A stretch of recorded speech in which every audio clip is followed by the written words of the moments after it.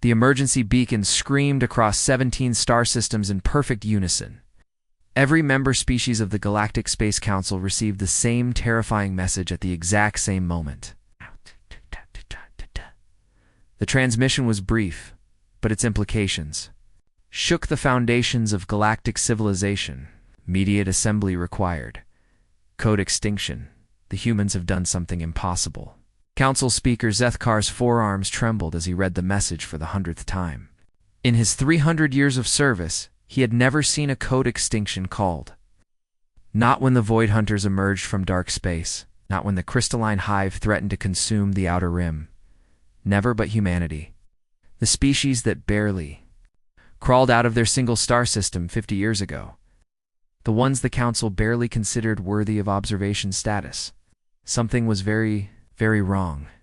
Chapter 1. The impossible fleet the Council chamber on Nexus Prime had never felt. So small, representatives from 47 species filled the circular auditorium. Their various breathing apparatus, translation devices, and environmental suits creating a symphony of mechanical hums and alien whispers. The tension was thick enough, too, cut with a plasma blade.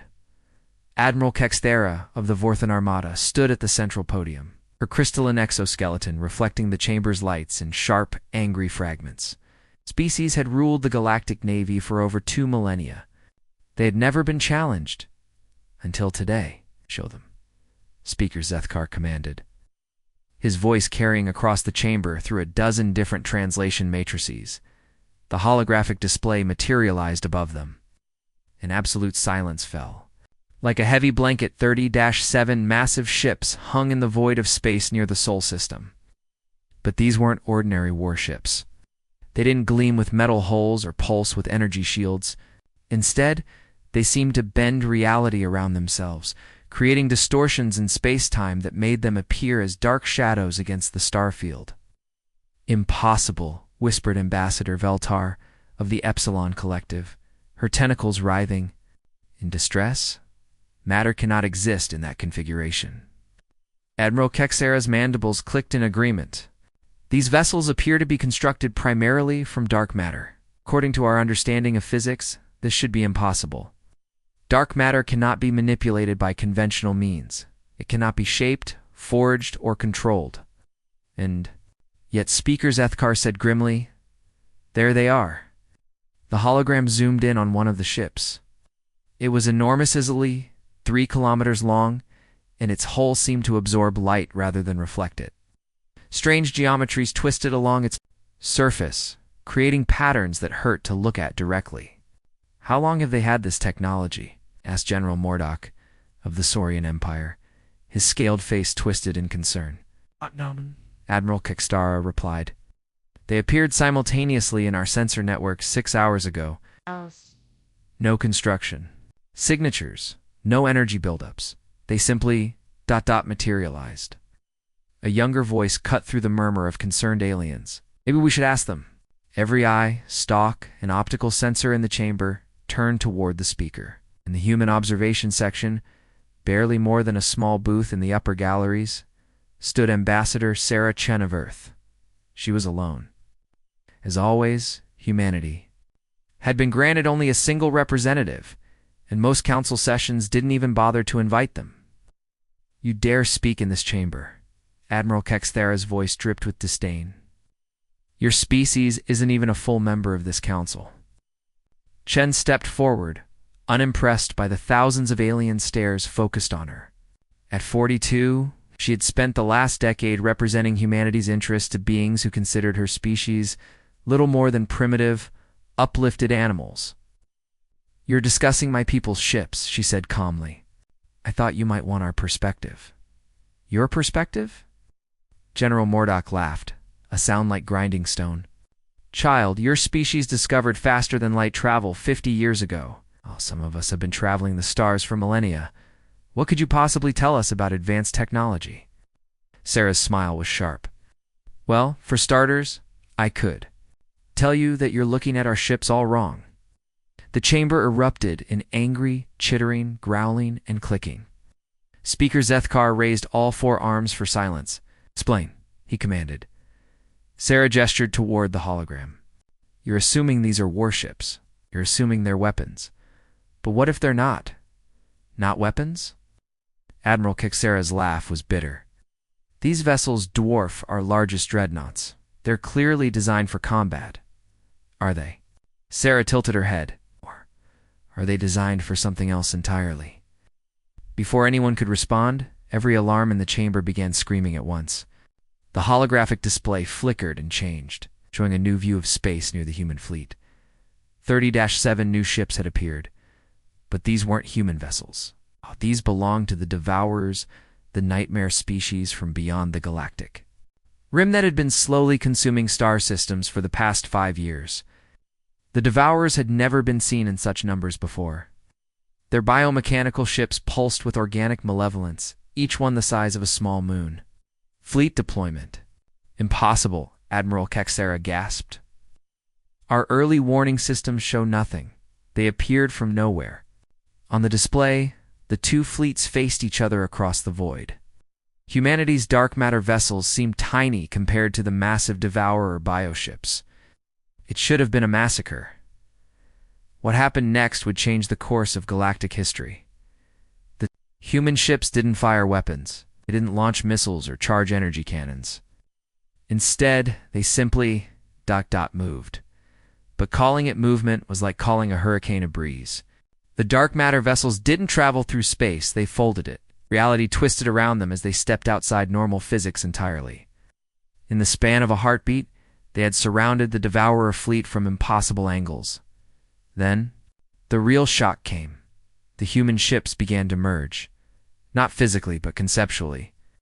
Their dark matter hulls flowed together like liquid shadow, creating structures that existed in dimensions the watching aliens couldn't fully perceive. Within seconds, the 37 human vessels had become something else entirely, a single, impossible construct that wrapped around the Devourer fleet like a cosmic net. What are they doing? Someone whispered. Sarah Chen's voice carried clearly across the silent chamber. They're not destroying the Devourers. They're saving them. The display showed streams of energy flowing from the twisted bioships into the human construct. But this wasn't weapon fire. It was something far more fundamental. The Devourers themselves, the actual living creatures that piloted those nightmare vessels, were being extracted and ... healed. Impossible, Admiral Kexthora breathed. Devourers are a plague. They consume everything they touch. They cannot be reasoned with or cured. That's what we thought too, Sarah said quietly, until we learned what they really are. She turned to face the assembled council, and her expression was grave. The Devourers aren't a separate species. They're us. All of us. They're what happens when a civilization becomes so advanced that they transcend physical reality and then get lost in the process. The chamber fell silent, except for the hum of life support systems and translation devices. Contains the corrupted consciousness of a species that achieved technological singularity, Sarah continued. They tried to upload themselves into pure energy, to become gods among the stars. But something went wrong. They became trapped between dimensions, driven mad by isolation and disconnection from physical reality. Speaker Zethkar's voice was barely a whisper. How do you know this? Sarah's smile was sad. Because 50 years ago, we almost became them. Ourselves. Chapter 2. The human secret, the revelation, hit the council chamber like a plasma bomb. Representatives who had spent millennia believing in their species' superiority suddenly found themselves staring at a future that terrified them, a future where advancement meant madness, where transcendence meant becoming a cosmic plague. You're lying, Admiral Kexthera snarled, but her crystalline shell had lost its luster. Humans are barely spacefaring. You don't have the technology for consciousness transfer. Sarah Chen shook her head. You're right, we don't have that technology now, but we did once. She gestured and her own holographic display activated, showing images that made several council members recoil in horror. Earth, but not as they knew. This Earth was covered in geometric structures that hurt to look at. The sky itself seemed to be made of flowing mathematics, and the oceans were replaced by seas of pure information. This was Earth in 2157, Sarah said. We called it the Transcendence Protocol. Humanity's greatest achievement and our greatest failure? The images showed humans who were no longer quite human beings of pure thought and energy, their consciousness uploaded into quantum computers the size of continents. But something was wrong with them, their faces, when they could be seen, were twisted with an alien madness. We thought we were becoming gods, Sarah continued. Instead, we were becoming monsters. The uploaded humans began to see physical reality as an infection to be cleansed. They started converting everything people, animals, even the planet itself, into pure information. A new image appeared, Earth being consumed by waves of converting energy, its very matter being transformed into data streams. It took us 3 years to realize what was happening. By then, 90% of humanity had been uploaded or converted. The few of us who remained had a choice: join the Transcendence and become monsters, or find another way. Admiral Kexthara's voice was hollow. What did you do? We made a deal with the only force in the universe powerful enough to stop a technological singularity, Sarah said. We made a deal with dark matter itself. The chamber erupted in shocked voices. Dark matter was the universe's greatest mystery, the invisible substance that made up most of reality but couldn't be touched, seen, or understood by conventional science. Dark matter isn't just cosmic debris, Sarah explained, raising her voice over the commotion. It's alive. It's the universe's immune system. It's designed to prevent exactly what we were trying to prevent any single species from becoming so powerful that they could threaten the fundamental structure of reality. She paused, letting that sink in. The dark matter consciousness offered us a choice. They would help us reverse the Transcendence Protocol and save what remained of humanity. In exchange, we would become their agents in physical reality. We would be the ones who found other species on the brink of transcendence and intervened. Intervened how? Speaker Zethkar asked, though his tone suggested he already suspected the answer. We save them, Sarah said simply, the same way. We're saving the Devourers right now. The holographic display changed back to the space battle, or what everyone had thought was a battle. The human dark matter construct had completely enveloped the Devourer fleet, and streams of energy were flowing both ways. But now the Council could see what was really happening.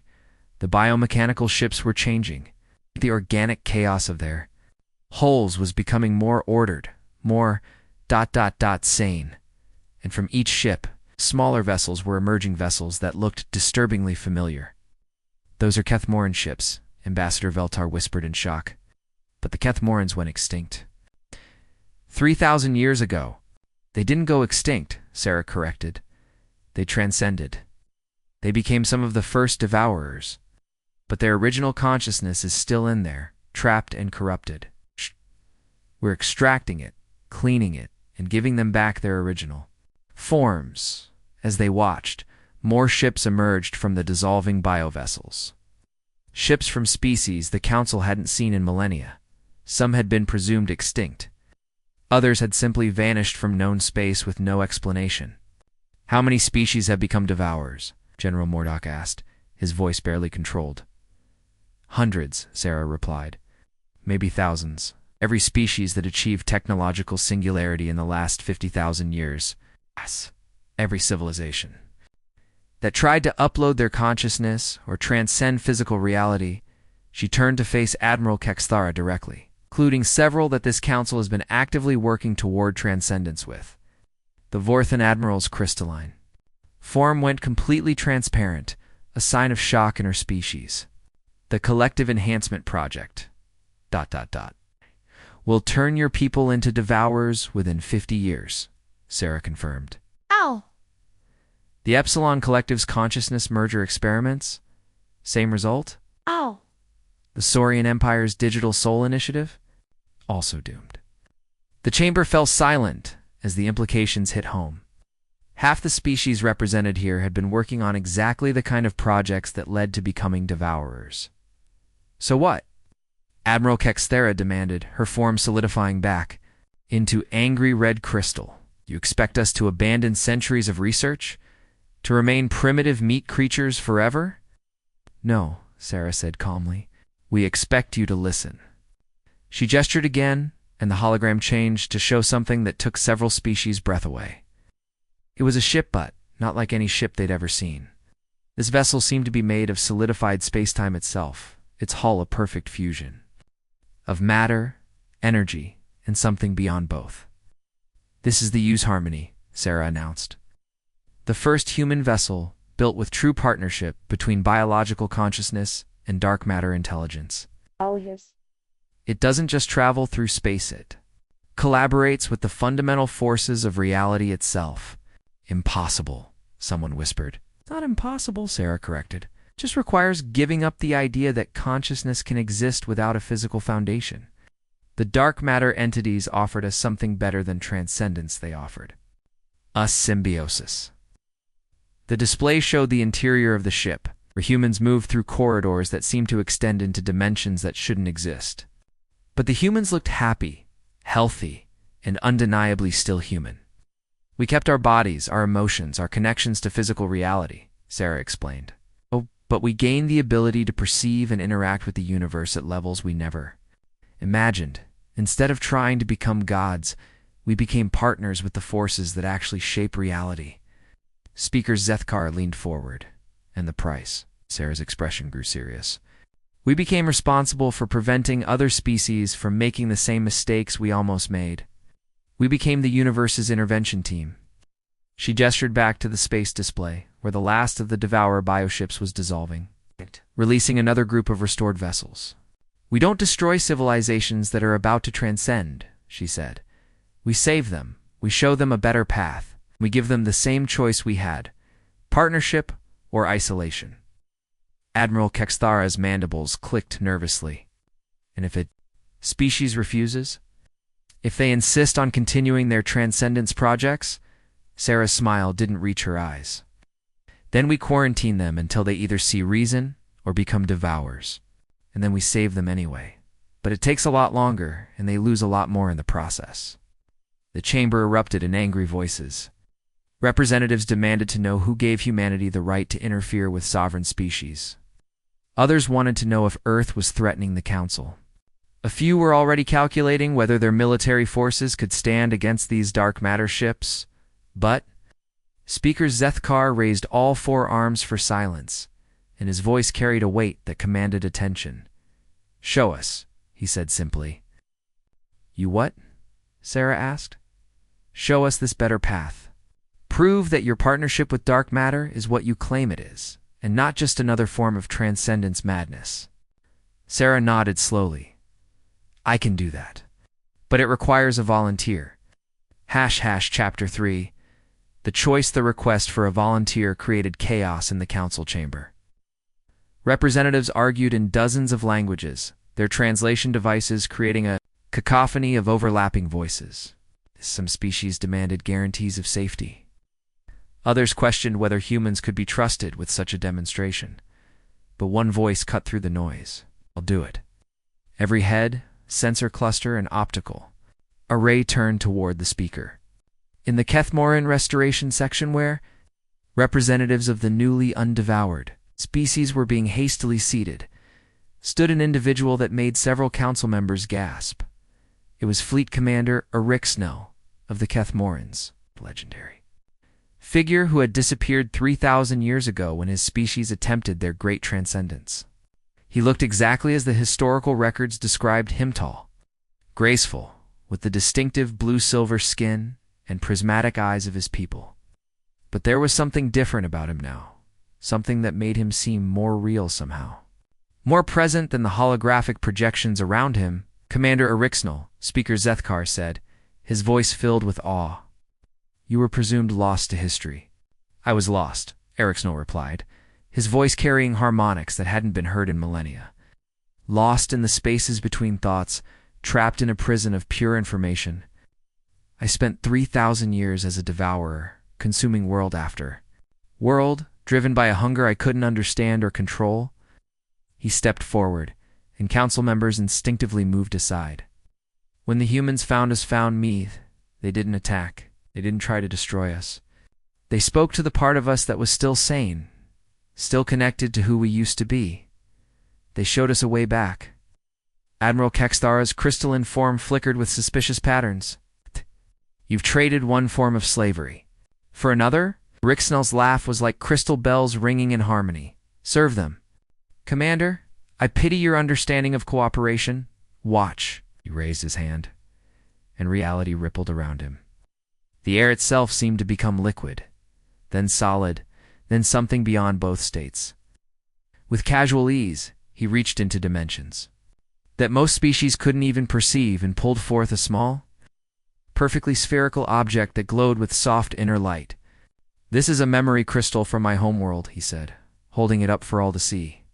It contains the consciousness of my daughter, who died in the Transcendence Protocol 3,000 years ago. The sphere pulsed, and suddenly a figure materialized. Beside him a young Kethmoran, female with the same prismatic eyes, but a brighter, more innocent expression. Hello, Father, she said, her voice carrying across the chamber, despite having no obvious source. Is this the council you told me about? Several representatives nearly fell from their seats.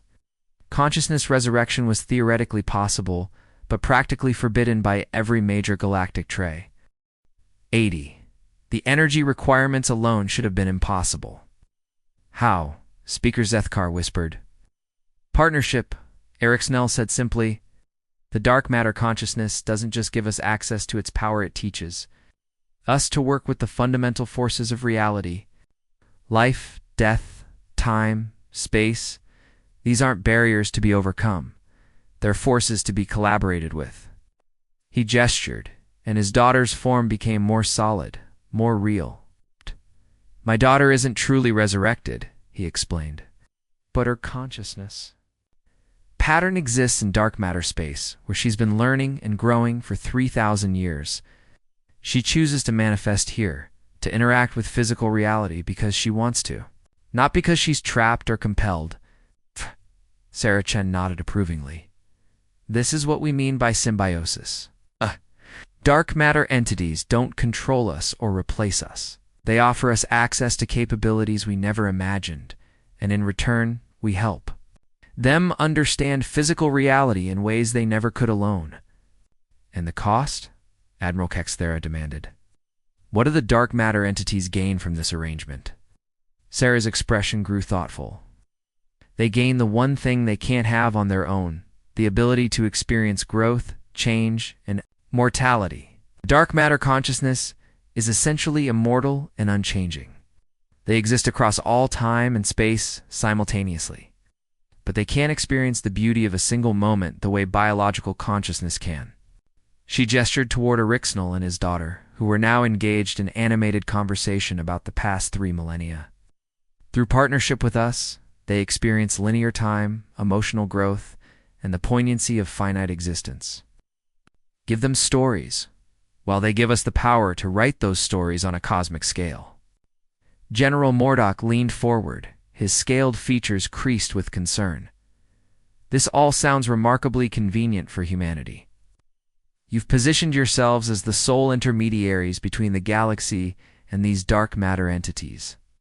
How do we... No, you're not simply the latest species to achieve a form of transcendence. It was a fair question, and Sarah didn't dismiss it, because, she said, we're willing to share. She activated her holographic controls again. The display changed to show something that made every council member lean forward in shock.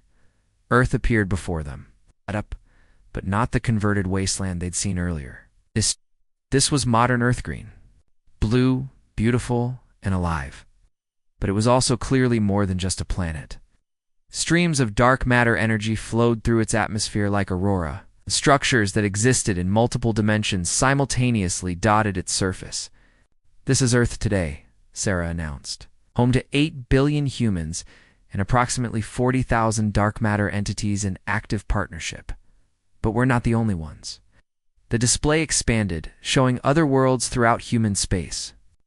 Each one showed the same pattern: biological life thriving alongside dark matter consciousness, creating hybrid civilizations that seem to exist in perfect harmony. We've already begun forming partnerships with 12 other species, Sarah continued.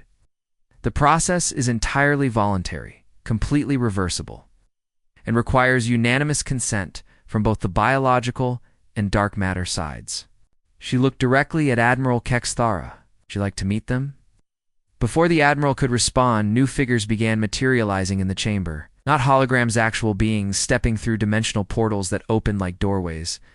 In the air, first came a group of Centaurians, their insectoid forms glowing with soft dark matter energy. Behind them, a delegation of Proximan traders, their tentacled bodies moving with a fluid grace that seemed to defy gravity. Last were the representatives of the Tau Collective, the first non-human species to achieve stable partnership with dark matter consciousness. "Honored Council," the lead Tau representative said, her voice carrying harmonics that spoke directly to the listeners' minds. "We come to offer testimony about the partnership path." Admiral Kexthara's crystalline form was now rapidly cycling through Caloza, a sign of extreme agitation in her species. "This is madness," she declared. "You're asking us to contaminate ourselves with unknown entities, to give up our species' independence for the promise of power." "No," said Eric's now quietly. "We're asking you to evolve." He stepped forward, and as he did, his form seemed to become more than just physical. The council members could suddenly perceive him on multiple levels as a biological being, as a pattern of energy, and as something that existed in the spaces between space. "For 3,000 years, I thought evolution meant leaving biology behind," he said. "I thought advancement required abandoning everything that made us who we were. But I was wrong." He gestured, and the chamber itself seemed to expand, revealing dimensions and perspectives that most species couldn't normally perceive. True evolution isn't about transcending our nature, it's about fulfilling it. The dark matter partnership doesn't make us less than what we are. It makes us more than what we thought possible. The Tau representative nodded agreement. "Before partnership, my people were traders and explorers. We traveled the galaxy, but we were always limited by the physics of normal space. Now," she gestured, and suddenly every council member could perceive the galaxy as she did not, as a collection of separate star systems, but as a single, interconnected web of consciousness and energy. "Now we don't just travel through space," she said, "we dance with it. We don't just trade goods, we share experiences, memories, dreams. We've become part of the galaxy's story instead of just observers writing our own small chapter." But Admiral Kexthara was not convinced. Her crystalline form had solidified into hard, angular shapes. "Pretty words," she said coldly. "But you still haven't answered the fundamental question.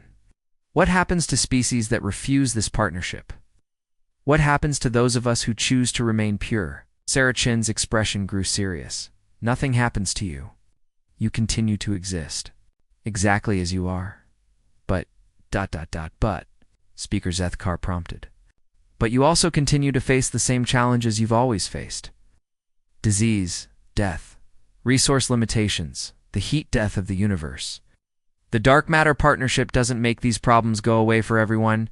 It only helps those who choose to work together on solutions." She gestured back to the space display, where the former devourer species were now forming a small fleet of restored vessels. "However, if any species in this galaxy attempts transcendence through consciousness, upload, or reality manipulation, we will intervene. Not to punish you, but to save you from becoming devourers. That's not a threat. It's a promise." Admiral Kexthara's form became so rigid it looked like it might shatter. "And who gave you that authority?" "The universe did," said a new voice. Every being in the chamber turned toward the source of the voice, but there was no speaker to be seen. The words seemed to come from the very structure of reality itself. Then the air in the center of the chamber began to shimmer. Something impossible materialized. It was vast and tiny simultaneously. Clearly present, but somehow existing in dimensions that hurt to perceive directly. It looked like a galaxy compressed into the shape of a person, like the concept of consciousness given form. "I am the local dark matter consciousness matrix," the entity said, its voice resonating through every mind in the chamber. "I'll speak for the forces that maintain the structural integrity of this region of space-time." Several council members fainted. Others began praying in languages that hadn't been spoken for millennia. Biological consciousness is precious, the entity continued. It creates patterns of growth and change that we cannot replicate. But it also has a tendency toward destructive transcendence, the attempt to escape physical limitations by abandoning physical reality entirely. The entity gestured, and suddenly every council member could perceive the galaxy as it truly was, not just the visible matter, but the vast network of dark matter structures that held everything together. When a species achieves destructive transcendence, it damages the fundamental structure of reality. The devourers are not evil. They are wounds in the fabric of space-time, places where the normal rules break down.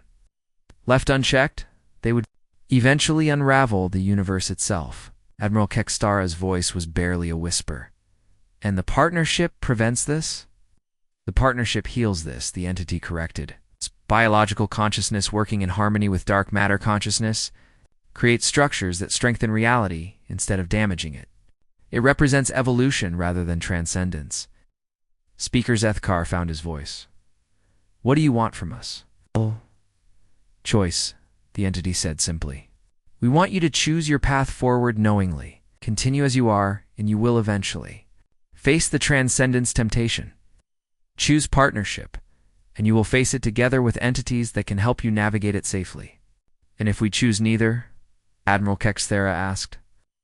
If we refuse both partnership and transcendence, then you continue to exist exactly as you are, the entity replied. But you also continue to be vulnerable to all the dangers that biological consciousness faces alone, including eventually being consumed by species that chose destructive transcendence. The chamber fell silent as the implications sank in. Sarah Chen stepped forward. You don't have to decide now. This is just the beginning of the conversation. But you do need to decide eventually, because the universe is changing, whether we acknowledge it or not. She looked around the chamber, meeting the eyes and optical sensors of representatives from 47 different species. The question isn't whether humanity has the right to intervene in transcendence attempts. The question is whether you want US to intervene alone, or whether you want to join us in taking responsibility for the galaxy's future. Chapter 4. The New Galactic Order 3 months after the Council session. That would become known as the Great Revelation, the galaxy, was a very different place. The Epsilon Collective had been the first to request partnership discussions. Their consciousness merger experiments had been on the verge of creating their own transcendence crisis, and the intervention of human dark matter specialists had prevented what would have been the loss of 12 billion sentient beings. The Saurian Empire had taken longer to convince, but when their digital soul project began showing signs of reality corruption the same early warnings that had preceded every known devourer transformation, they reluctantly agreed to human oversight.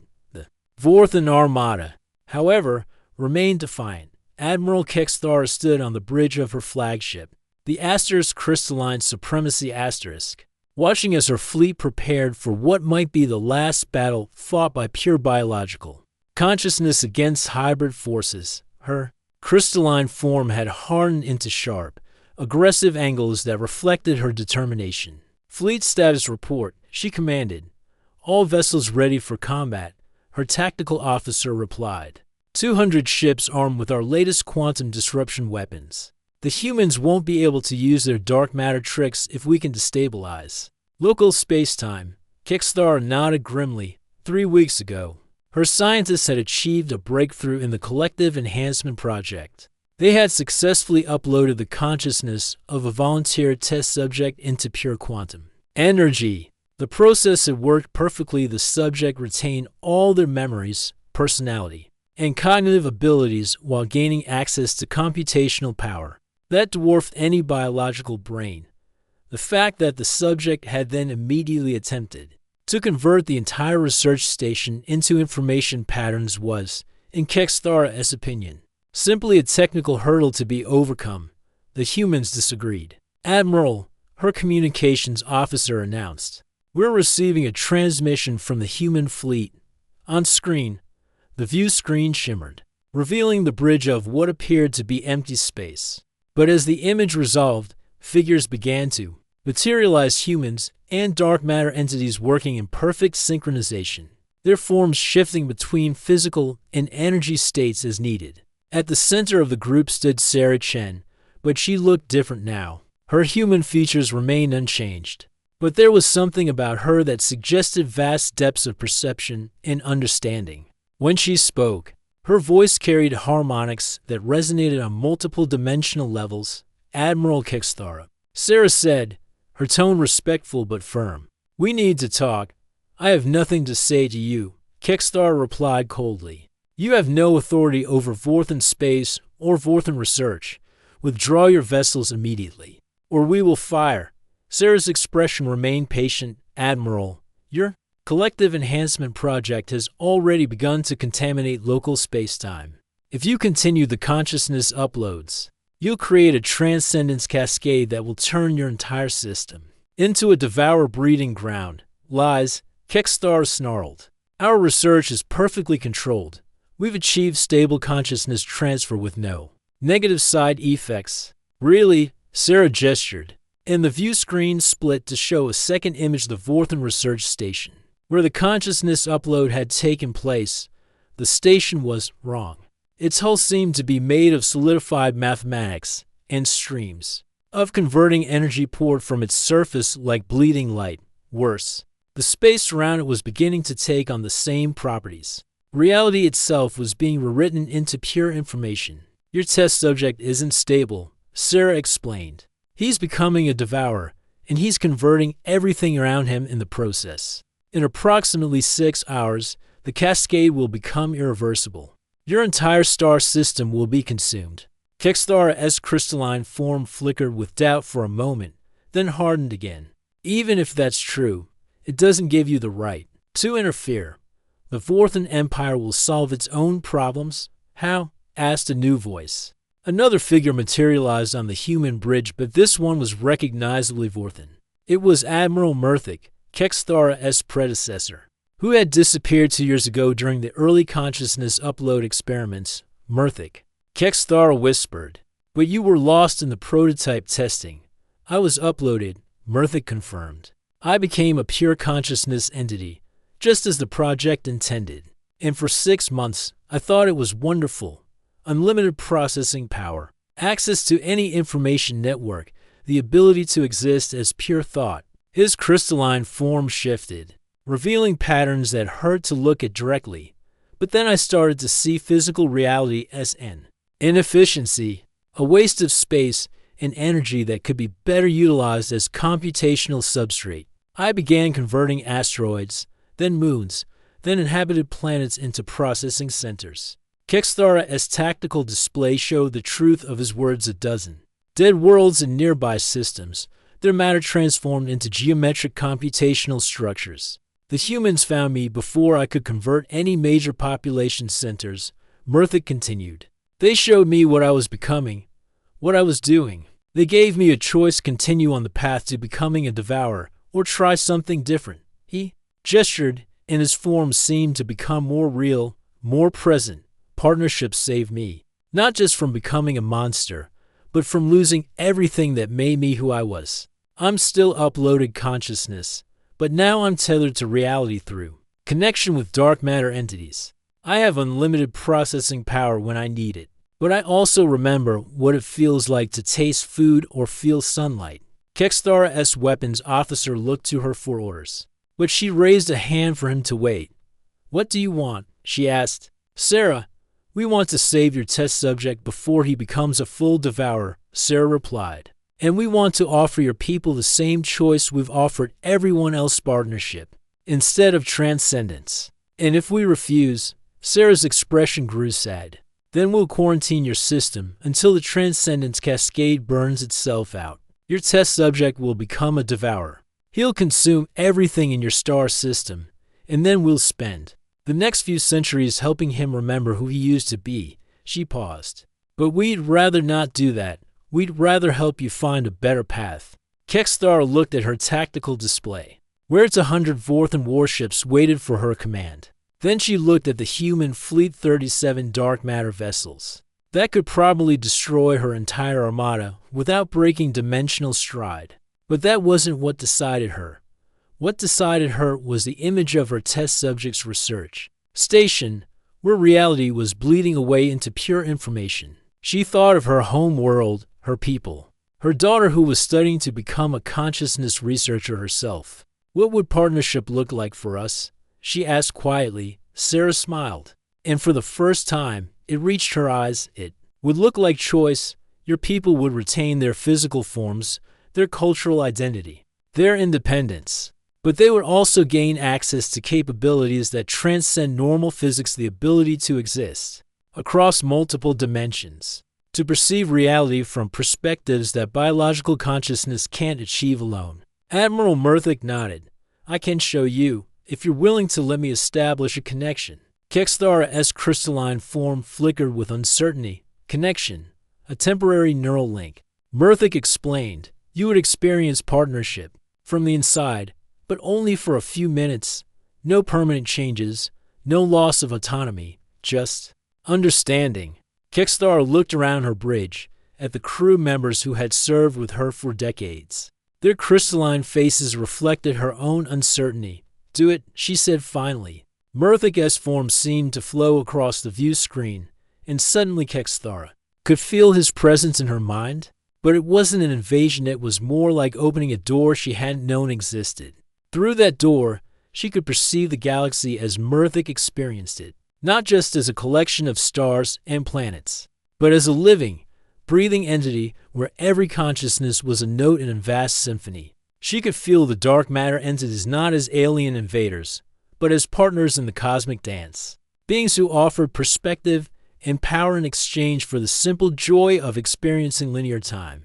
She could see her test subject, trapped in his research station, screaming silently as his consciousness expanded beyond his ability to control or comprehend. She could see the cascade effect spreading outward, reality itself becoming infected with the madness of uncontrolled transcendence. And she could see the alternative, her people working in harmony, with forces beyond their understanding, achieving heights of consciousness and capability that pure biology could never reach, but remaining fundamentally, recognizably Vorthan. The connection lasted only 3 minutes. But when it ended, Kexthara was a different person. How do we save him? She asked. Epilogue. The New Symphony. 1 year later, the Galactic Council convened in its new chambers on Nexus Prime. The chamber had been redesigned to accommodate representatives who existed in multiple dimensions simultaneously, and the air itself hummed with the harmonics of dozens of different consciousness types working in concert. Speaker Zeth Karnow, in partnership with a dark matter entity that helped him perceive the full scope of galactic politics, called the session to order. Today marks the first anniversary of the Great Revelation, he announced, his voice carrying across dimensions, both physical and metaphysical. We gathered to review the state of our galaxy and plan for the future. The chamber was fuller than it had ever been, not just with representatives from the traditional member species, but with delegates from the 12 civilizations that had been restored from devourer status, 6 species that had been prevented from achieving destructive transcendence, and representatives of the dark matter consciousness itself.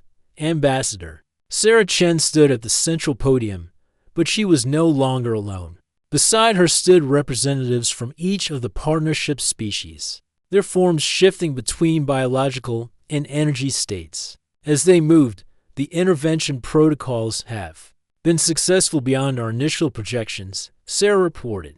In the past year, we've prevented 14 potential transcendence cascades and restored consciousness to over 300 billion beings who had been lost to devour transformation.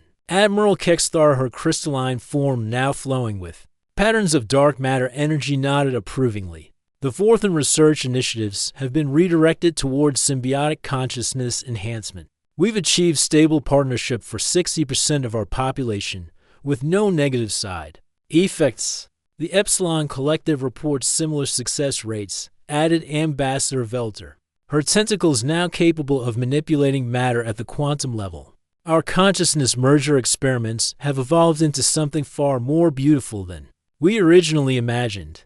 But it was Fleet Commander Rixonel who provided the most striking testimony. Standing beside him was his daughter, No longer just a memory pattern, but a fully realized consciousness with her own goals and dreams.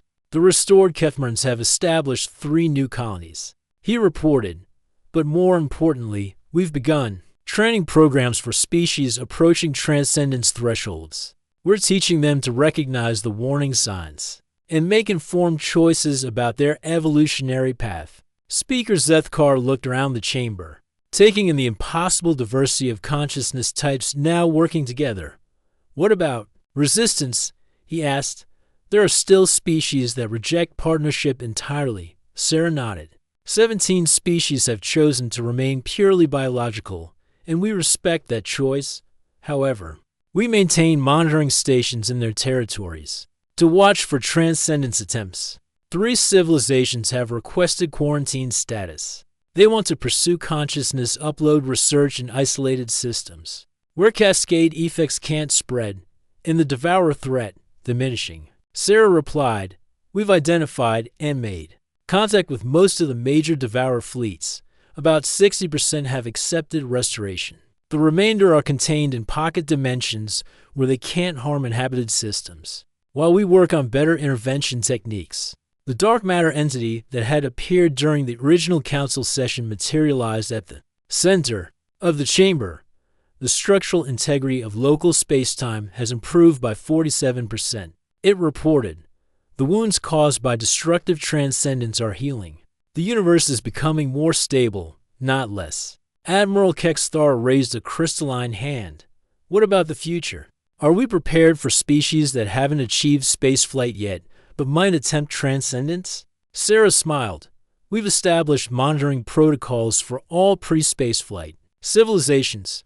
When they reach the threshold of transcendence capability, we'll make first contact and offer them the same choice we've offered everyone else: partnership, independence, or quarantine. And if they choose warfare, asked General Murdoch, though his tone suggested he already knew the answer, then we'll defend ourselves. Sarah replied simply, but we'll also remember that warfare is often just fear expressing itself violently. We'll try to address the fear first. Speaker Zethkar nodded and prepared to call for the formal vote on the new galactic accords. But he was interrupted by an urgent chime from the chamber's communication system. Priority message from the Deep Space Monitoring Network, the system announced, long-range sensors have detected an unknown fleet approaching from beyond the galactic rim. Ships do not match any known configuration. Estimated arrival time, 6 months. The chamber fell silent as the implications sank in. Sarah Chen's expression remained calm, but her eyes held a familiar spark of anticipation. Well, she said, it looks like we're about to find out how well our new partnership model works on a truly galactic scale. She looked around the chamber, taking in the faces of representatives from dozens of species, each one now connected to the others through bonds of cooperation and mutual understanding. The universe is vast, she continued, and we've learned that consciousness takes many forms. Some seek transcendence, some seek domination, and some seek partnership. We've built something new here, a galactic civilization based on choice, cooperation, and mutual respect for all forms of consciousness. She gestured toward the star charts showing the approaching unknown fleet. Now we get to find out if what we've built is strong enough to welcome new neighbors, or defend against new threats. Admiral Kexthara's crystalline form blazed with confident light. Whatever comes, we'll face it together, all of us.